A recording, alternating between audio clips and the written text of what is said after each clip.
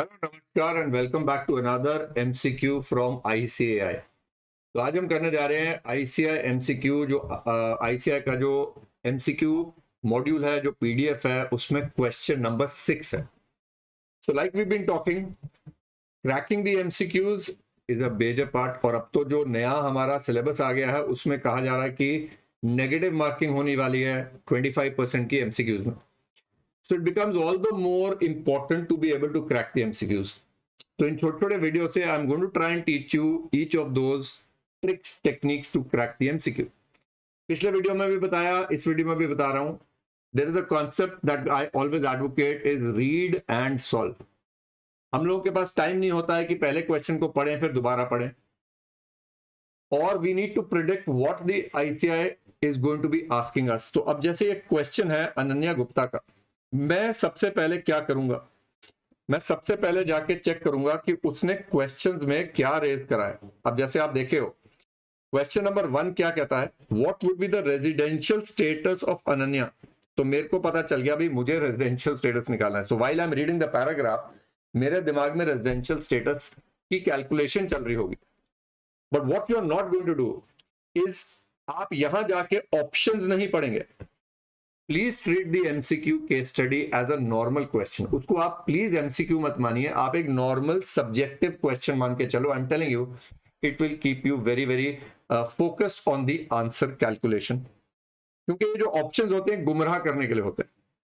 Now, then he says, Miss Ananya Gupta can claim benefit of nil annual value under section 23(2).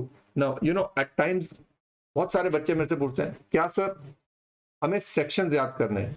तो मैं हमेशा ये कहता हूं कि बेटा सुनो, 1949 से लेके आज तक सिर्फ 3.5 लाख लोग अप्रोक्सीमेटली इस कोर्स को पास करे हैं, पर हर साल कम से कम इस समय आईसीआई कहते हैं कि हमारे पास 5-6 लाख बच्चा रजिस्टर्ड है जो पेपर दे रहा है। So what is it that those people who pass have done what others don't want to do और थिंक ऑफ डूइंग? तो कौन विनर होता है? विनर वो होता है जो वो करता है जो बाकी करने की सोचते नहीं है या बाकी करने से डरते हैं। तो यस, सेक्शन याद रखने हैं। हम क्लास में बारी बारी रिपीट करते हैं, लिस्टें बनाई हुई हैं हमने। मेरे इंस्टा पेज पे भी आपको पूरे इनकम टैक्स और जीएसटी के सेक्शन लिस्ट मिलेगी। रेपिटेशन अगेन एंड अगेन से सब कुछ याद होता है। अब आप क्वेश्चन में देखो, उन्होंने सिर्फ लिख दिया 23(2). अगर आपको पता ही नहीं ये सेक्शन क्या है तो तुक्का मार सकते हैं कि भाई नील जीएवी बोल रहा है तो शायद सेल्फ ऑक्युपाइड घर की बात कर रहा होगा। पर अगर आपने 23(2) पढ़ा हुआ है तो आपको पता होगा कि ये सेल्फ ऑक्युपाइड घर की बात कर रहा है। तो हमें बात करनी है व्हाइल रीडिंग दैट पैराग्राफ कि नील जीएवी किस किस घर के लिए हो सकता है। What is the income chargeable under the head income from house property. तो हमें इनकम फ्रॉम हाउस प्रॉपर्टी निकालना है। और लास्ट में, assuming that for the purpose of this question alone, Ananya Gupta has let out her flat in New York during 6 months when she's in India for a sum of this such rent। तो कुछ foreign bank की बात कर रहा है, foreign घर की बात कर रहा है जहां पर कुछ पैसा इंडिया में रिसीव हो गया है। तो उसके बारे में अभी नहीं समझ में आ रही। सो ऐसा करते हैं, पहले पैराग्राफ पढ़ते हैं, 2-3 बातें तो हमें पता है, उसके बाद we will come back and solve the last part. So let's start. Residential status निकालना।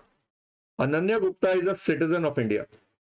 She lives with her family in New York since 2000. She visited India from 21st March 22. अब while you are reading the dates, आपके दिमाग में चल रहा होगा बेटा कौन सा साल है, क्योंकि to be able to correlate the date to the year is very important immediately. To 20th September 22, ये आ गया मेरा 22-23। तो मैंने यहाँ 22-23 के नंबर ऑफ डेज कैलकुलेट करने शुरू कर दिए। बिफोर आई रीड फर्दर, मेरे को आगे नहीं जाना है, पहले मैं इतना पढ़ूंगा, इसका प्रोसेसिंग करूंगा। तो मेरे को दिख रहा है अप्रैल, मई, जून, जुलाई, अगस्त एंड सितंबर। तो मेरे आगे टोटल 181 डेज। आईसीआई भी ऐसी डेट्स देते हैं कि भाई एग्जैक्ट 181 या 182 वाली बात होगी। और वो 21 मार्च को आए, तो 21-22 में, मार्च 21 को 21st will be treated as stay in India, तो 11 दिन हो गए। अब आगे चलते हैं। To take care of her ailing mother. अब you know I am already predicting कि सिटीजन ऑफ इंडिया है, बाहर रहती है और इंडिया आ रही है।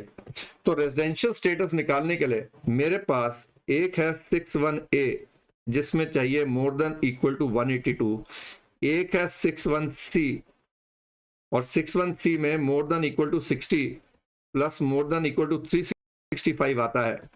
लेकिन अगर बाहर रहता और इंडिया आता है तो हमें देख चेक करना होता है income other than foreign sources, और income other than foreign sources अगर 15 लाख से कम है, if it is less than equal to 15 lakh, तो यहां पर 182 हो जाएगा, और अगर वो 15 लाख से ज्यादा है तो यहां 120 हो जाएगा। तो keep that in mind, law को अपने दिमाग में रखो while you are reading the question. In the last 4 years she has been visiting India for 100 days every year. Okay, तो हम कर लेते हैं 20-21, 19-20, 18-19, तो 100 days है, 100 days है, 100 days है। अब मेरे दिमाग में चल रहा है कि यार यहाँ 11 तो निकल आए, क्या यहाँ भी 100 days आया? तो मैंने क्वेश्चन 2-3 बार पढ़ा तो मुझे लगा हाँ यार, इन the last 4 years obviously before 22-23 वो हर साल 100 days आई, तो यहाँ पर 111 दिन हो गया एक्चुअली मेरे हिसाब से। लेकिन अभी भी मैं रेजिडेंशियल स्टेटस नहीं बता सकता तब, till the time I know income other than foreign sources. तो अब चलते आगे। She owns an apartment in New York, तो न्यूयॉर्क में घर है which is used as her residence. Okay, self-occupied है। The expected rent is this much. The value of $1 may be taken at 75 rupees. Municipal taxes paid are 2000. पर ये self-occupied है और ये फॉरेन रिसीट है, और फॉरेन रिसीट को हम income other than foreign sources में नहीं लेते, तो मुझे इंडियन रिसीट ढूंढनी है। She took ownership and possession of her house in New Delhi on 25th March 22, again 21-22 for self occupation। India में भी सेल्फ ऑक्युपाइड है, यानी अब 2 सेल्फ ऑक्युपाइड घर हो सकते हैं, लेकिन तब अगर ये रेजिडेंट है। अभी तो रेजिडेंशियल स्टेटस निकालना हमने। The municipal valuation is 420, fair rent is 450। She paid property tax of 22,000 on 21st March 23। आप देख रहे हो डेट से कैसे घुमा रहे हैं, ये 22-23 में पे करा। घर की ओनरशिप कब आई थी? 21-22 में आ गई थी। She had taken a loan of 16 lakhs at 10% from IDBI on 1st April 18। चलिए टाइमलाइन बना लेते हैं। 1st April 18 को लोन लिया 16 लाख का at the rate of 10%, और घर कंप्लीट हुआ ऑन 25th March 22। तो date of completion is 25th March 22। 21-22 में घर कंप्लीट हुआ, यानी प्री कंप्लीशन आ रहा है 1/4/21 से पहले, यानी 18-19, 19-20, 20-21, 3 साल। अगर मैं 1,60,000, 1,60,000 और 1,60,000 लूं, so I think that makes it 4,80,000। इसका डिडक्शन मुझे 5 साल में मिलेगा, प्लस 22-23 में भी 1,60,000 मिलेगा। तो कितना हो गया? 4,80,000 डिवाइड बाय 5, 96,000। टोटल हो गया मेरा 2,56,000। तो 2,56,000। अब ये घर सेल्फ ऑक्युपाइड था 21-22 में, तो आई एम एज्यूमिंग 22-23 में भी सेल्फ ऑक्युपाइड होगा। पर मेरे को फैक्ट्स ऑफ द क्वेश्चन से क्या पता चल रहा है कि वो इंडिया से बाहर चली गई है 28 सितंबर को। अच्छा, उसके बाद क्या हुआ देखना पड़ेगा। तो क्या कहती है? For construction, and the construction got completed on 20th March 22। चलिए ठीक है। Amount has been paid towards principal repayment so far, the house is vacant for the rest of the year from this. यानी घर हो गया self occupied plus vacant which is equal to self occupied, यानी मेरा जीए भी नील है, NA भी नील है, 30% नील है, और इसका डिडक्शन मिलना है या तो 2 लाख या 30,000। So is the construction completed, is the construction completed within 3 years, within 5 years from the end of the year of loan? Yes. So maximum deduction मेरा कितना हो गया बेटा? 2 लाख का मेरा लॉस आ गया सेल्फ ऑक्युपाइड घर में। He had a house property in Mumbai which was sold on 28th March 22, 21-22 में बेची। In respect of this house, she received arrears of rent of 3 lakhs on 4th February 22-23. This amount has not been charged to tax earlier. So 25A कहता है arrears of rent 3 lakh रुपया, उसमें से 30% minus करेंगे तो 2,10,000 रुपया मेरी हाउस प्रॉपर्टी की। तो सेल्फ ऑक्युपाइड में लॉस आ रहा है, एरियर्स ऑफ रेंट आ रहे हैं, तो नेट इनकम हाउस प्रॉपर्टी की कितनी आ रही है मेरी? 10,000। She does not have any income under any source in India during, she does not have any income under any other source in India during the year. तो एक बात तो clear है कि उसकी income other than foreign sources 15 lakh से कम है, तो 182 हो जाएगा। और क्योंकि वो 181 है, ये नॉन रेजिडेंट हो जाएगी। एक आंसर मिल गया मुझे। चलो पहले चल के इसको आंसर को टिक करें, डी, बाद में चेक करते हैं सही है या नहीं है।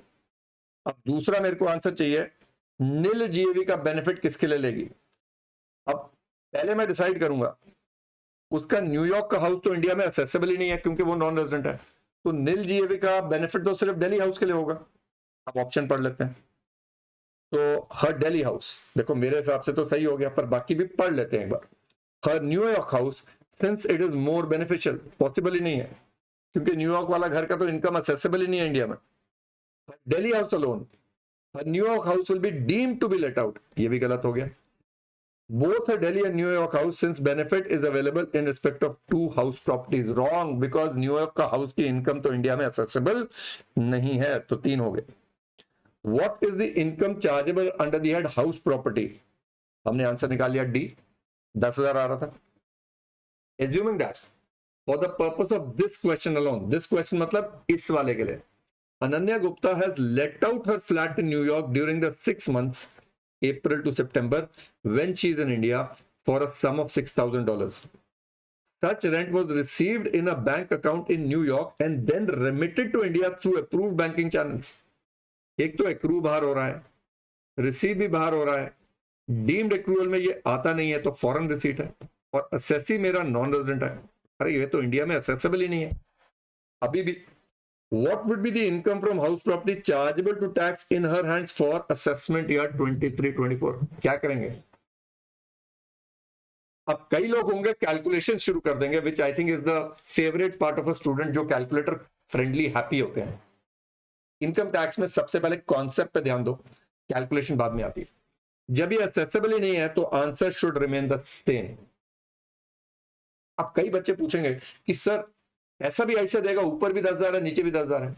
अरे आईसीआई आपका तुक्के थोड़े चेक कर रहे हैं, आपका श्योरिटी ऑफ कॉन्सेप्ट चेक कर रहे हैं। तो चलिए आंसर देखते हैं एक बार। पहले वाले का डी है, दूसरे वाले का ए है, ये देखो। So that means in this question they have tested you with some elementary basics of house property residential status. तो if you like the video, if you enjoyed it, please keep telling me, हम और ऐसे questions आपके लिए लाते रहेंगे। All the best बेटा।